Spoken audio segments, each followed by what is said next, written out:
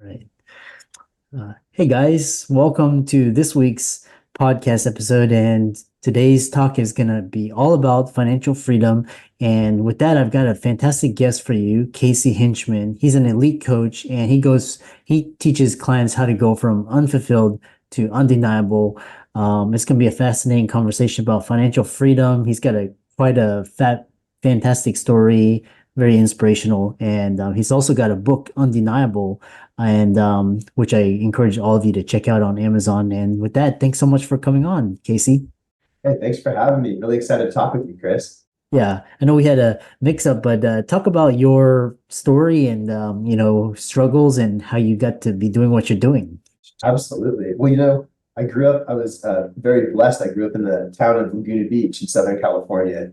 And my parents, I had the most amazing parents. And they were both self-employed salespeople, business people. And they had some real high levels of success when I was young. Big house and just nice quality of life. And they worked hard. And I watched them go through some real financial difficulties when I was young, between the ages of, 7 and, well, really kind of from there on. But between 7 and 10, there was some real difficult stuff that went on. And we moved from the home that we loved into a different area. And a variety of just financial stresses that they eventually got divorced when I was about 9 years old. It wasn't, like finances were the only reason, but it was definitely a contributing factor. It didn't help that level of just stress and emotion related to, the reality of financial pressures, and how tough that can be on Yeah. relationships and different aspects of our lives. And so, I got a taste of that at a young age. I also got to see, what it's like to be able to have a decent quality of life, living in a town like Laguna Beach and seeing what was available around me, and to experience, maybe some of that for ourselves or for myself. And so kind of seeing that contrast, that juxtaposition, and feeling the sense of loss, at that age, the money or the size of the house didn't matter at all to me. I didn't even care, but I did see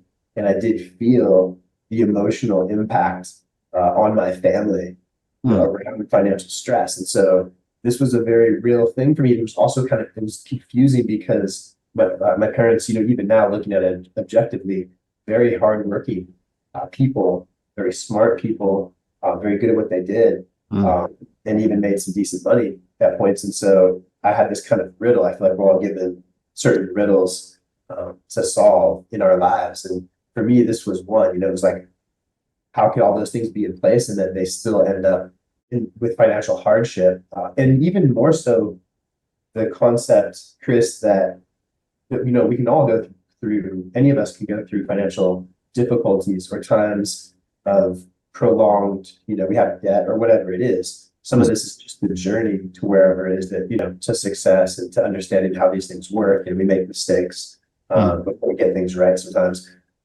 But when you see a pattern that's repetitive as well, right? When I see this with people that I love or people that I know or people that I don't know, where there's a repetitive pattern, and the closer you are to someone, a lot of times the more you can see some of this stuff. You're in more proximity to it.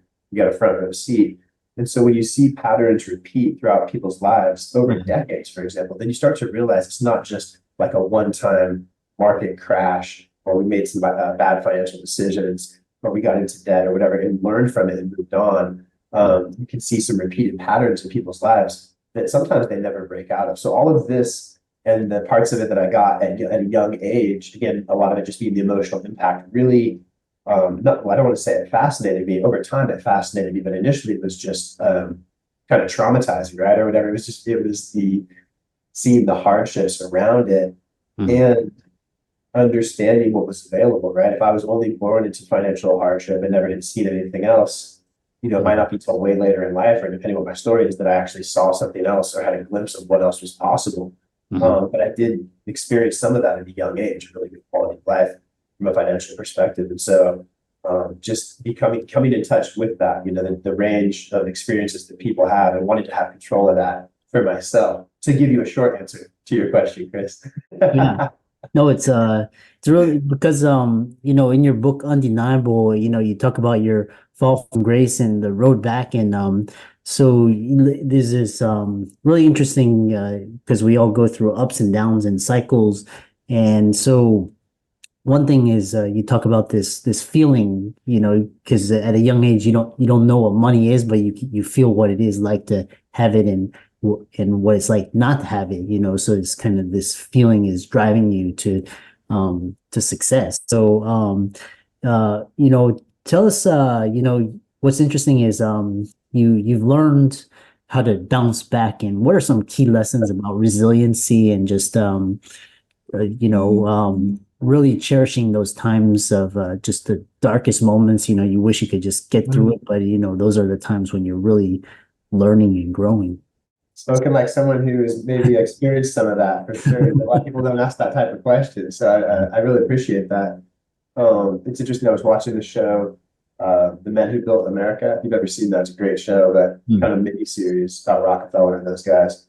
And somebody who's really successful currently was talking about these guys who essentially built, our country, or a huge part of building our country and the way things are done.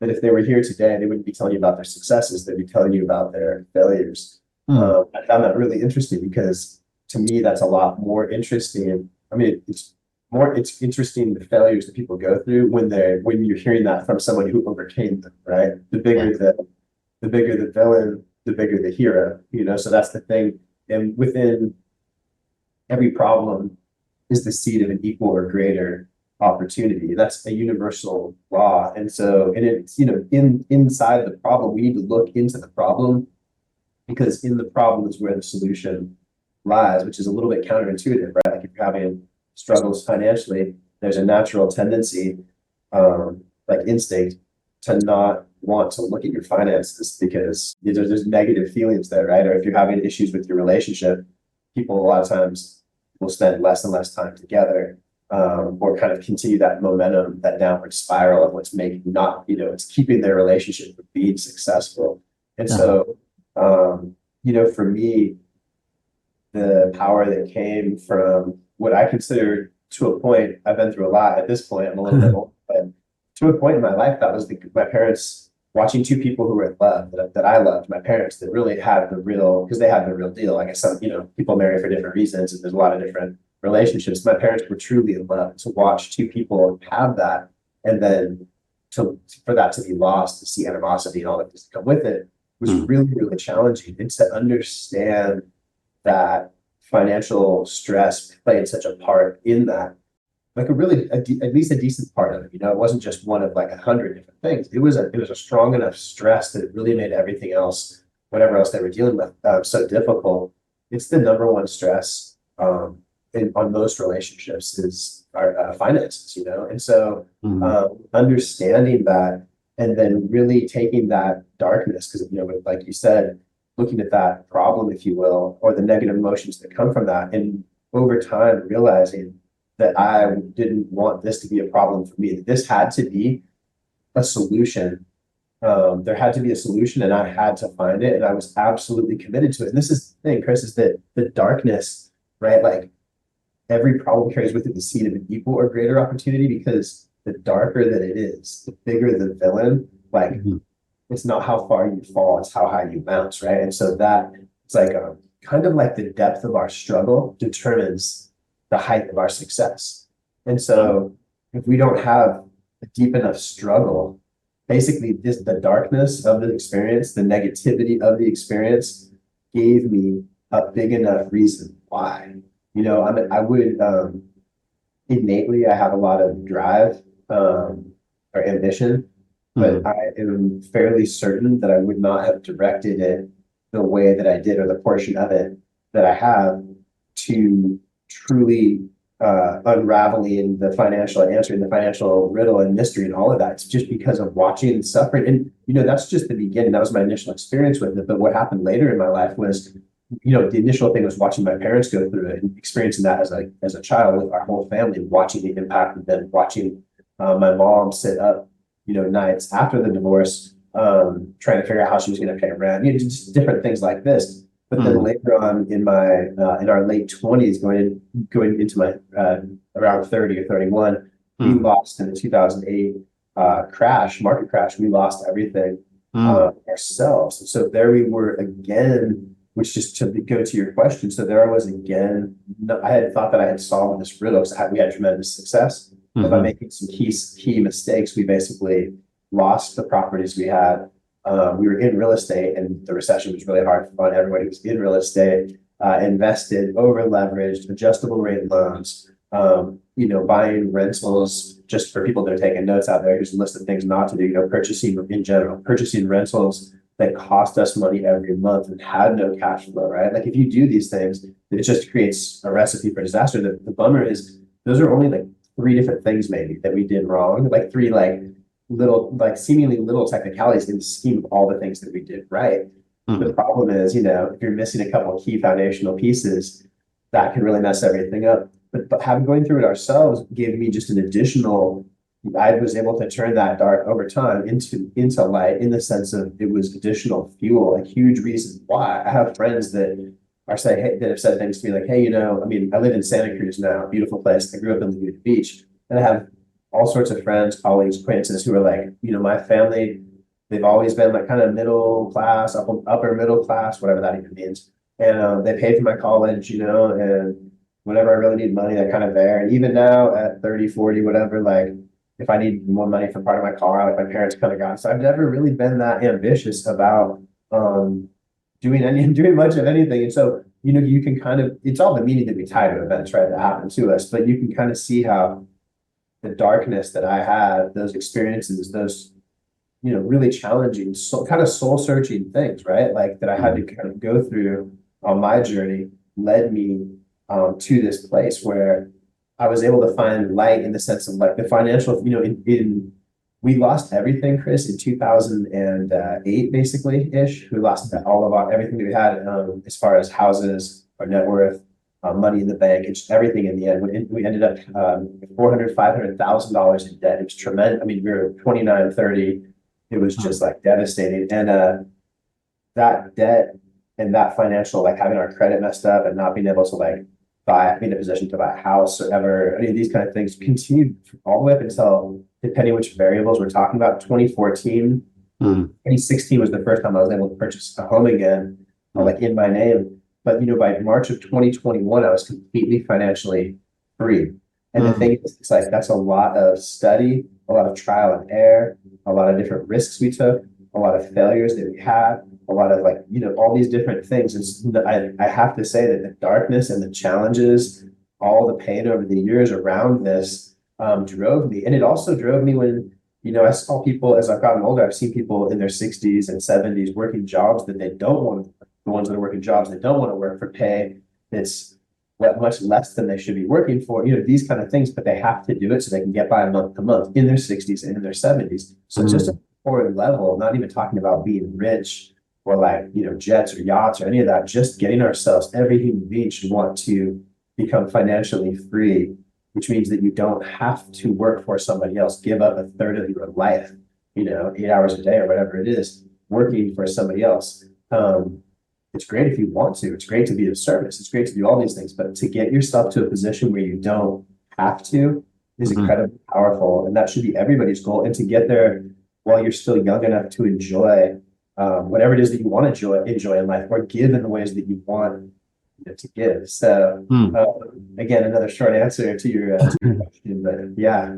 Yeah, it's interesting. And then what I was actually was I was talking with another colleague, and and she was saying that her clients. So, for example, she teaches clients how to use their intuition, and sometimes their intuition comes up, and it's like their intuition comes up at like just opportunities. Like when you need the intuition, it's not there, and and then when you don't need it, it's there. So like when you're using that in your it's like you're seeking answers in that state. How do you what do you do? It's like kind of like the universe is like, it's kind of like when you need somebody to help you, they're not there, but then when you don't, they're there. So yeah, I like to think that there's different levels of being ready and there's different levels of needing something. And I like to think that overall, when the student's ready, the teacher appears. Uh-huh. But there are those times when when you need that intuition or you need to think of someone's name and it just it's not there at that moment, right? So Yeah. yeah, this too shall pass. You just got to get through those moments. Yes, those are the times when you're just forced to really just buckle down and just grow. And it's like kind of like if you were falling off a ledge and nobody's there, you have to like pull yourself up, and So true. You just have, having that faith. yeah, It's interesting thing, having the faith in yourself, or something more than yourself, whatever it is, but having the faith to continue with what you believe will eventually work, even yeah, though at first it's very difficult, or at first it seems hard, at first you don't understand it because that's the nature of the universe. The difficulty in anything is typically front loaded. And I've learned over time that if we want something bad enough, and I know this because I've done this in so many different ways, but financial freedom is a great way to show it because it's undeniable. Which is why the book is called Undeniable. But if you become financially free where you don't have to work and you can live your quality of life, then you can do that, right? It's not like like if I were to claim I have a incredible spiritual connection, there's nothing like you couldn't disprove it really, or it's not as undeniable, right? Like we can make certain things up, but things like your own physical fitness, because you can see how you look, you can see how you move, how you feel, and your finance, right? Like your financial situation, whatever that is, the money in the bank, your passive income, all of these things that whatever they are, right? Those are undeniable. And really it's all about one of the things that's been great for me is to find ways to inspire other people, people around me and people who can see like if I'm doing it, that they can do it as well, right? And that's undeniable. That like our ability to do this, we have to choose what it is that we want to believe. When it comes to our mindset, we have to decide proactively, like what are the beliefs that we want to have? uh-huh, What are the thoughts and the feelings we want to experience on a consistent basis? And a lot of people, we feel sometimes like we are our thoughts or we are our feelings, but we're not really. We're like the observer who gets to choose from among these different thoughts and feelings that kind of go through us, right? And so it's important to be able to have like that 30,000-foot view and make decisions. Because if somebody's sitting here, if you have a podcast called Financial Freedom, and I'm sitting here telling you that at whatever it was, 40, 42 or something, I became truly financially free and never had to work again, whether it be quality of life. And that's after like a lost decade where I lost, because going into it, losing everything that I made, the years it took to get like out of debt, and to eventually be able to buy a house again. It's basically like a decade or so, give or take, 30 to 40 or whatever. 32 to 42, however you math it out, maybe it's a little bit longer, but like that could have been avoided. Like if somebody has a mentor like me or anyone who knows what they're doing, who truly has done it, to show you how to get there based on your situation.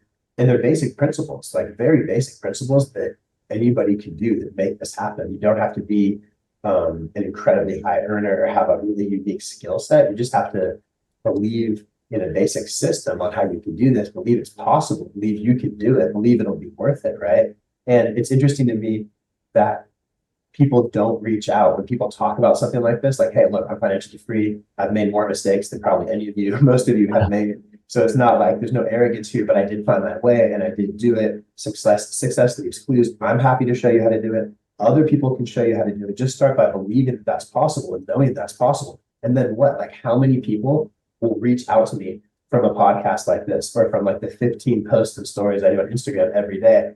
Only so many, only so often. I'm honored to have clients and I do well in the coaching space. And, maybe I'll sell a few of these books. It comes out in about a month and a half, 2 months, by the way. So it'll be hitting the shelf soon.